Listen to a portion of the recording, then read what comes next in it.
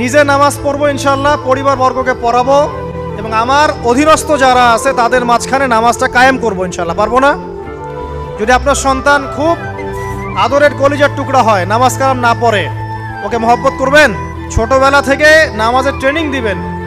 10 বছর বয়স হয়ে গেছে, নামাজ পড়ে না, নবী করিম সাল্লাল্লাহু আলাইহি ওয়াসাল্লাম বলেছেন তাকে পিটাইতে হবে।